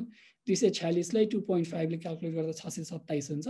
अनि त्यसको एट्रेसन 25% जोड्दाखेरि 784 784 चाहिने स्याम्पल साइज हुने थियो। त्यसलाई चाहिँ अपवर्ड राउन्ड अफ गरेर 800 पुर्याएर अनि त्यसलाई चाहिँ अब यो 2 स्टेज क्लस्टर सर्वेमा कस्तो हुन्छ भने सकेसम्म क्लस्टर्सहरूको नम्बर धेरै बनाउने भन्ने मान्यता छ। त्यो गर्नको लागि चाहिँ हामीले 20 वटा क्लस्टर ल्यायौँ अनि प्रत्येक क्लस्टरमा सिम्पल ऱ्यान्डम स्याम्पलिङ गर्ने गरी 40-40 जना व्यक्तिहरू लिएर त्यसरी स्याम्पल साइज र डिजाइन बनाएको। How does this positivity rate compare to other studies on healthcare workers? अब एक्ज्याक्टली हेल्थकेयर वर्कर्सकै यस्तै खालको एक्सटेन्सिभ हामीले जस्तो अलिकति ध्यान दिएर मेटिकुलस स्टडी गरेको मलाई त्यति धेरै चाहिँ अनेस्टली थाहा छैन होइन। अब हेल्थकेयर वर्कर्सहरू थुप्रै स्टडिजहरू भएको छन्, तर सबैजसो स्टडिजहरूमा एकदमै कन्भिनियन्ट स्याम्पल्सहरू रिक्रुट गरिरहेको छ कि 20 वटा अस्पतालमा गएर यत्रो धेरै धामाधुस मेहनत गरेर अध्ययन गरेको चाहिँ मलाई थाहा छ। स्पेनमा गरेको स्टडीमा फर इक्जाम्पल 2टा हस्पिटलको सबै हेल्थ वर्कर्सहरूलाई जसले स्टडी टेस्टिङ गर्नु छ आऊ भनेर गरेको थियो। ब्राजिलमा त्यस्तै खालको स्टडी भएको थियो। पपुलेसन लेभलमा चाहिँ मान्छेहरूले मेहनत गरेर स्विट्जरल्यान्डमा, इन्डियामै पनि, स्पेनमा यस्तो खालको अध्ययनहरू गरेको छन्। तर हेल्थ वर्कर्सहरूमा एकदमै well defined population study sample बनाएर गरेर यसरी स्टडी गरेको चाहिँ मलाई त्यति थाहा छैन। त्यति भन्दै गर्दाखेरि हामीले गरेको अध्ययन र इन्डियातिर गरेको अध्ययनहरूमा रफली अर्बन एरियाजमा गरेको अध्ययनहरूमा धेरै कुराहरू मिल्छन्। इन्डियामा पनि मुम्बईमा अलिकति अगाडिदेखि नै क्लोज टु 50% मान्छेहरू सर्टन क्लोज्ड उसमा बस्ने मान्छेहरूमा एक्सपोजर भइसकेको, स्लम एरियामा फर इक्जाम्पल 50% एक्सपोजर भइसकेको, ओभरअल पपुलेसनमा पनि अपवर्ड्स अफ 20% एक्सपोजर भइसकेको भन्ने फाइन्डिङ्स मेरो विचारमा नोभेम्बरतिरै आइसकेको हो। दिल्लीमा पनि त्यस्तै खालको फाइन्डिङ्सहरू अगाडिदेखि नै आएका हुन्। तर एक्ज्याक्टली हेल्थ वर्कर्समै यस्तै खालको सर्वे भएको अहिले लेटली भएको भए मलाई ख्याल भएन, त्यति बेला चाहिँ हामीले यो गर्ने बेलासम्म थिएन। यति नै हो। अरू प्रश्न छैन। मेरो एउटा चाहिँ जिज्ञासा जस्तो यहाँहरूको यो क्याप स्टडीले चाहिँ यो 1 वर्षको अन्तरालमा हेर्दाखेरि चाहिँ बढी भर्नेरेबल ग्रुप अलिकति रिस्कमा परेको समूहहरू चाहिँ कुन देखियो? चाहिँ यहाँले अघि एज अनि जेन्डर अकुपेसनमा चाहिँ खासै भ्यारी गरेन जस्तो कुरा पनि गर्नुभयो, त्यसलाई अलिकति प्रश्न पारिदिनु न। थोरै भेरिएसन देखियो। भेरिएसन कहाँनिर देखियो भने अलिक त्यस्तो साह्रै स्टेटिस्टिकल भेरिएसन त देखिएन होइन। तर 2-5% भेरिएसन चाहिँ यङ मान्छेहरूमा, युवा अवस्थाको मान्छेहरूमा 18 देखि 29 वर्षको एज ग्रुपमा चाहिँ अलिकति धेरै एक्सपोजर देखियो। त्यसमाथि पनि अकुपेसनको हिसाबले चाहिँ अलिकति धेरै नर्सेसहरूमा एक्सपोजर देखियो। सायद ती 2टा पपुलेसन चाहिँ ओभरल्याप गर्लान्। कुन चाहिँलाई फिड गरिरहेको छ त्यो बुझ्न अलिकति मेहनत गर्नु पर्ला। अर्को एउटा प्रष्टै अलिकति भेरिएसन चाहिँ मैले अघि पनि भनेको थिएँ, निरक्षर व्यक्तिहरूमा अलिकति धेरै एक्सपोजर भएको देखियो। हाम्रो स्टडीमा चाहिँ 3% मात्रै व्यक्तिहरू निरक्षर हुनुहुन्थ्यो, तर पोजिटिभ हुने मान्छेहरूमा चाहिँ 5% निरक्षर व्यक्तिहरू हुनुहुन्थ्यो। त्यस्तै इन्कमको हिसाबले पनि अलिकति भेरिएसन देखियो। अलिकति धेरै कमाउने मान्छेहरूमा अलिकति कम एक्सपोजर देखियो, थोरै कम, केही प्रतिशतले कम। तर थोरै कमाउने 20,000 भन्दा थोरै मासिक हाउसहोल्ड इन्कम हुने व्यक्तिहरूमा चाहिँ त्यो एक्सपोजर अलिकति बेसी देखियो। त्यसो त त्यहाँ अलिकति केही न केही सिग्नल त छ, तर त्यो स्टेटिस्टिकली भ्यालिड हुने गरी डिफरेन्स छ भनेर भन्न सक्ने खालको अवस्था चाहिँ छैन। फेरि सुशान्तजीले अर्को फलोअप क्वेसन सोध्नु भएको छ, फाइनल क्वेसन भनेर। सो अहिले द राइज भइरहेको कुराहरू त सिम्पली मेरो विचारमा चाहिँ त्यसको एक्सप्लेन गर्ने दुईवटा कुराहरू छन्। अघि पनि हामीले थोरै अलिकति गऱ्यौँ। बिचमा हामीले लामो समयसम्म चाहिँ अघि मैले देखाए जस्तै फिजिकल डिस्टेन्सिङ, मास्किङ अनि ह्यान्ड वासिङ यी कुराहरूलाई एक हिसाबले अलिकति भए पनि सिरियसली लिइरहेको थियौँ। बिचमा नोभेम्बर डिसेम्बरको पिरियडतिरदेखि लिएर आमसभाहरू हुने, विभिन्न ग्रुपहरूमा धार्मिक सभाहरू हुनेदेखि लिएर विभिन्न किसिमका एक्टिभिटिजहरू हुने क्रम बढ्दो रूपमा रह्यो। त्यो एउटा प्रमुख कारण भइदियो। अब त्यो हुने बित्तिकै इमिडिएटली किन देखिएन भन्ने कुरा चाहिँ अघि पनि मैले भने यो एक्सपोनेन्सियल ग्रोथको नेचर नै यस्तै हुन्छ। 2 बाट 4 100 200 500 1000 नपुग्दासम्म देखिँदैन, तर 500 1000 पुग्नसम्म चाहिँ मल्टिपल डबलिङ टाइम्स चाहिन्छ। अब 1000 देखि 2000 डबल चाहिँ एउटा डबलिङ टाइममा हुने हो, तर त्यसको इम्प्याक्ट भिजिबल इम्प्याक्ट चाहिँ धेरै हुन्छ। त्यो एउटा कारण हो। सुरुको वेभमा पनि त्यही भएको थियो। अर्को कारण चाहिँ अब यो नयाँ भेरिएन्टको कुरा छ। अब यो डबल म्युटेन्ट भनेर भन्ने गरिन्छ। खासै यो डबल म्युटेन्ट त होइन, त्यो इन्डियामा देखिएको प्रिडामिनेन्ट भेरिएन्टमा चाहिँ 13 वटासम्म म्युटेसन छ होइन। तर युकेमा देखिएको B117 पनि अहिले, अनि त्यसपछि अहिले इन्डियामा देखिएको B1617 दुईटैमा इन्क्रिज ट्रान्समिसिबिलिटी भन्नको अर्थ अझै सङ्क्रामक र इन्क्रिज सिभियरिटी दुईटै कुरा देखिएको कारणले गर्दाखेरि पनि योपालि त्यो एपिडेमिक त्यसरी देखिएको। र तेस्रो कुरा अघि पनि मैले भने थुप्रै व्यक्तिहरूमा सङ्क्रमण फैलिसकेको थियो। सायद 40% व्यक्तिहरूमा फैलिएको भए पनि 60% व्यक्तिहरूलाई त फैलिएको थिएन नि त। त्यो व्यक्तिहरूमा पनि एपिडेमिक फैलिएर धेरै ड्यामेज गर्न सक्ने पोटेन्सियल देखिन्छ। कहिलेकाहीँ एपिडेमिक्सहरू चाहिँ 80% मान्छेहरू इम्युन भएको पपुलेसनमा पनि नराम्रोसँग फैलिएर 100 मान्छेहरूको मृत्यु हुन सक्ने अवस्था हुन्छ। कुन चाहिँ कहिलेकाहीँ एकदमै नाइभ क्लस्टर्सहरू हुन सक्छन् जहाँ कोही पनि एक्सपोज भएको छैन। त्यस्तो खालको क्लस्टरमा यस्ता खालका एपिडेमिकहरू फैलिए भने चाहिँ धेरै व्यक्तिहरूलाई सङ्क्रमण त्यहाँनिर पनि यसले फैलाउन सक्छ। त्यसो हुँदाखेरि चाहिँ हामीले अघि भनेका कुराहरू चाहिँ सबै एभरेजेसहरूका कुराहरू हुन्। एक्सेप्सनल सिचुएसनमा त एकदमै हाइली इम्युन पपुलेसनमा, हाइली भ्याक्सिनेटेड पपुलेसनमा पनि यस्तो खालको एपिडेमिकहरू फैलिन सक्छन्। एउटा यहीसँग रिलेटेड एउटा इम्पोर्टेन्ट कुरा म यहाँ के पनि जोडिहालौँ भने अब हामी कहाँ त त्यो अवस्था पुग्न अलिकति टाइम लाग्ला। एकदमै हाइली भ्याक्सिनेटेड देशहरू, फर इक्जाम्पल इजरायल या इभन युके, अमेरिका पनि त्यतातिर पुग्दैछ। त्यस्ता देशहरूमा चाहिँ अब एउटा यस्तो अवस्था आउनेछ जति बेला चाहिँ नयाँ इन्फेक्सनको साइजेबल नम्बर चाहिँ भ्याक्सिनेटेड मान्छेहरू हुनेछन्। अब एकदमै म्याथमेटिकल एक्सट्रिममा चाहिँ अनभ्याक्सिनेटेड भन्दा भ्याक्सिनेटेड मान्छेहरूमा धेरै इन्फेक्सन पनि देखिन सक्छ। त्यसको अर्थ यो होइन कि भ्याक्सिनले काम गरेन भन्ने होइन। It's just the mathematical nature of extreme numbers. 69 जना भ्याक्सिनेटेड, 1 जना मात्रै अनभ्याक्सिनेटेड भयो भने त्यस्तो अवस्थामा अलिअलि ब्रेक थ्रु इन्फेक्सन हुँदाखेरि पनि भ्याक्सिनेटेड मान्छेमा त्यस्तो खालको इन्फेक्सन देखिन्छ। Michael Utley एउटा प्रश्न सोध्नु भएको छ। Do I understand correctly that a smaller percentage of those infected in Nepal have died than in, for example, the UK or US?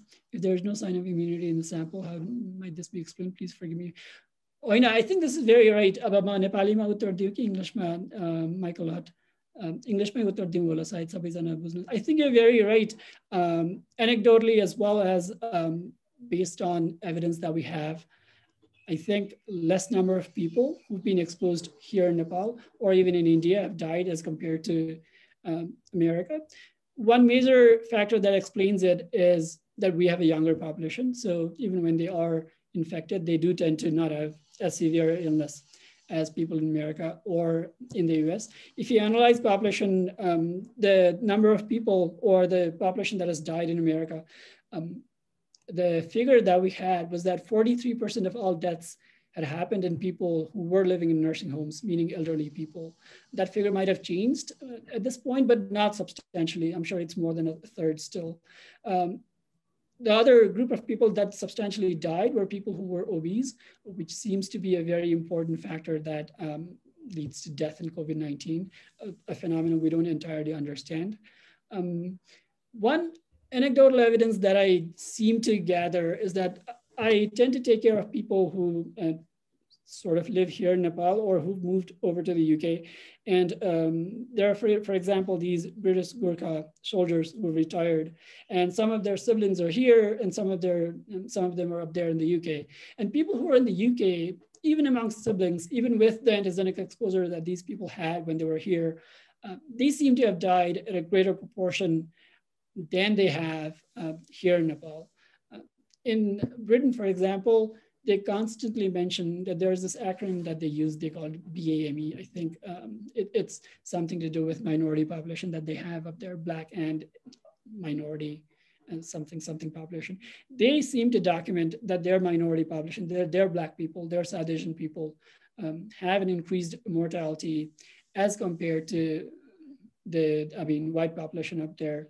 In America, you can easily attribute that to differential access to healthcare, but in the UK, because everybody has similar exposure to access to healthcare, I think that's not what's defining. So there's so many things we don't understand, but I think there's some amount of difference, but we don't entirely understand. One of the things you have to be aware of, though, is that there is quite a bit of undercounting, especially of mortality in our part of the world. So that also explains some of the variation there.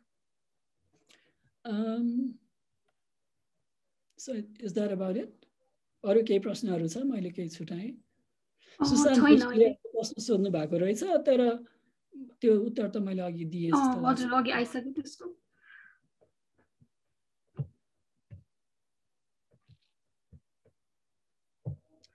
अहिले सही प्रश्नहरु आएको छैन, त्यही भएर मेरो एउटा राखिहालौँ त्यही बेलामा। जस्तो अहिले चाहिँ नेपालमा चाहिँ अहिले यो कोभिड सेकेन्ड भेरिएन्ट पछि यो कोभिडको केस अहिले फेरि बढिरहेको छ। अनि अहिले चाहिँ अब 2 हप्ताको लागि भनेर सरकारले निषेधाज्ञा पनि जारी गरिसक्यो। यसलाई चाहिँ अब कोरोना संक्रमण चाहिँ नफैलाउनको लागि चाहिँ यस्तो जुन खालको संयन्त्रहरू निषेधाज्ञा अनि लकडाउन जस्ता विधिहरूले चाहिँ कतिको यो विधिहरू संक्रमण रोक्नलाई चाहिँ कतिको उपयोगी हुन्छ, अथवा चाहिँ हामीले यो गरिराख्दाखेरि चाहिँ अरू के पक्षहरूलाई पनि ध्यान दिनुपर्छ, त्यो बारेमा पनि अलिकति कुरा गरौँ। त्यो कुरा चाहिँ अघि हामीले सुरुमा हेरेको ग्राफहरूले पनि अलिकति प्रस्ट्याउँछ हैन। लकडाउनले चाहिँ के गर्छ भने हामीलाई टाइम दिन्छ के, इन्फेक्सन जहाँनिर छ त्यही नै त्यसलाई अल्झाएर अथवा अलिकति घटाएर अनि बिचमा पूर्व तयारी गर्न अथवा तयारी गर्नको लागि हामीलाई अलिकति समय दिन्छ। यो लकडाउनले पनि गर्ने त्यही नै हो। सामान्यतया लकडाउन गर्दाखेरि सुरुवाती अवस्थामा चाहिँ हामीले गरेका पोलिसी रेस्पोन्सहरू मध्येमा मेरो विचारमा मार्च 24, 2020 मा हामीले गरेको लकडाउन चाहिँ एउटा एकदमै राम्रो काम थियो। भलै हामीले लकडाउन चाहिँ सर्टन सर्ट ड्युरेसनको लागि मात्रै हुनुपर्छ भनेको थियो, 4 महिना गइदियो, त्यो नजानु पर्ने थियो। तर पनि त्यति बेलाको लकडाउन चाहिँ जोखिम के हो भन्ने कुरा प्रश्न नभइसकेको अवस्थामा र केही पनि पूर्व तयारी नभएको अवस्थामा त्यति बेला एकदमै महत्त्वपूर्ण बेलामा लकडाउन गरिएको थियो। अहिलेको अवस्था अलिकति फरक छ, तर पनि एउटा ग्राउन्ड रियालिटी के हो भने काठमाडौँमा यदि तपाईँ अस्पतालहरूमा जानुभयो भने स्वास्थ्य मन्त्रालयले जेसुकै भने पनि बेडहरू पटक्कै उपलब्ध छैनन्। आइसियुहरू, general वार्डका bed, high dependency युनिटका bed, इमर्जेन्सीका बेडसम्म कहीँ पनि मेरो जानकारीमा भएसम्म काठमाडौँका प्रमुख अस्पतालहरूमा बेडहरू छैनन्। कतिपय अस्पतालमा ठाउँ त खाली होला, तर त्यो पूर्व तयारी गरिएको छैन, डाक्टरहरूको व्यवस्था गरिएको छैन, नर्सको व्यवस्था गरिएको छैन। अस्ति बनाएका एसडियु र आइसियुहरू पनि कतिपय ठाउँमा डिस्मेन्टल गरिएको छ। त्यो कारणले गर्दाखेरि बिल्डिङ त छ, त्यहाँ रुम पनि छ, तर बिरामीको हेरचाह गर्न सक्ने गरी रुमहरू छैनन्। यो अवस्थामा एकछिन छोटो लकडाउन अब हाम्रै कारणले गर्दाखेरि अलिकति अपरिहार्य भइदियो। तर यो टाइमलाई प्रयोग गरेर हाम्रो क्षमता विस्तार गर्ने, व्यापक रूपमा बेडहरूको सङ्ख्या बढाउने, स्वास्थ्य कर्मीहरूको सङ्ख्या बढाउने हामीले सँगसँगै गर्नुपर्छ। त्यसको साथसाथै हामीले विगत 3-4 महिनामा गरेका पब्लिकको रूपमा स्वास्थ्य भन्न न मापदण्डहरूको पालना नगर्ने, मास्क नलगाउने, भिडभाड गर्ने, हात धुन छोड्ने, यी सबै कामहरू पनि गर्नु हुँदैन भनेर एकअर्कालाई झकझक्याउन पनि यसको महत्त्वपूर्ण रोल चाहिँ छ। यसैलाई मात्रै रामबाण बाँधेर मान्नु त न हिजो ठिक थियो न आज ठिक छ। धन्यवाद। हुन्छ, अब कसैको केही अझै पनि केही जिज्ञासा प्रश्न अथवा केही छ भने राख्न सक्नुहुन्छ। यदि छैन भने हामी अब कार्यक्रमलाई यहीँ सकाउँछौँ।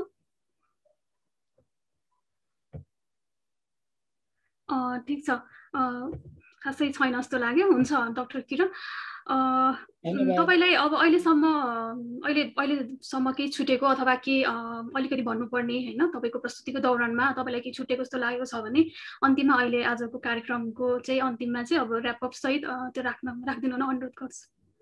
सायद खासै त्यस्तो छुट्याए जस्तो त लागेन।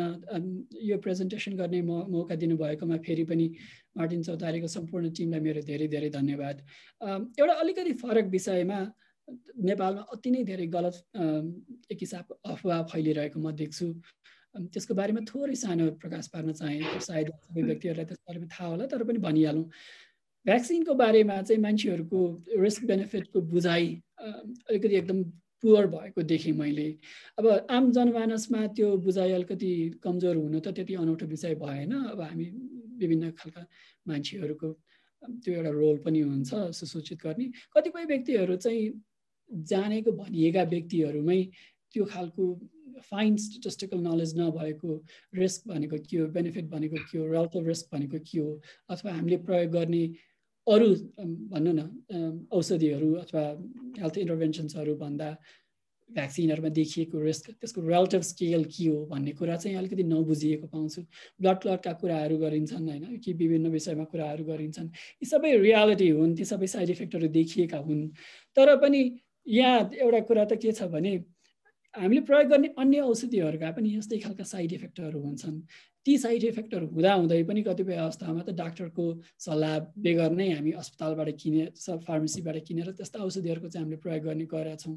तर विज्ञानको एक हिसाबको चमत्कारको रूपमा आएको भ्याक्सिनहरूको बारेमा चाहिँ हामीले अन्जानमा धेरै नै शङ्का गर्ने गरेको जस्तो मैले देख्छु। यहाँहरूलाई अथवा यहाँहरूलाई सोध्ने मान्छेहरूले कसैले भ्याक्सिनको बारेमा सोध्नुभयो भने चाहिँ भ्याक्सिन लगाउन उपलब्ध भएको खण्डमा भ्याक्सिन लगाउनु हुन र लगाउन सल्लाह दिनु हुन म यहाँहरूलाई अनुरोध गर्न चाहन्छु। त्यति नै हो। सायद यहाँभन्दा धेरै त मेरो अहिले भन्नु त केही पनि छैन। कसैलाई केही स्पेसिफिक प्रश्न भयो भने चाहिँ सायद इमेल गरेर पनि सोध्न सक्नुहुन्छ होला। मार्टिन चौतारीमै सोद्धा पनि, रुक्जीलाई सञ्जिलाजीसँग पनि मेरो इमेल छ। स्टडीकै कोलाबोरेसन गर्ने अथवा तपाईँहरू यसमै क्षेत्रमा काम गर्नुहुन्छ भने पनि हामीहरू कुरा गर्न सक्छौँ। यति नै हो। धन्यवाद। हुन्छ, धेरै धेरै धन्यवाद डाक्टर किरणजीलाई।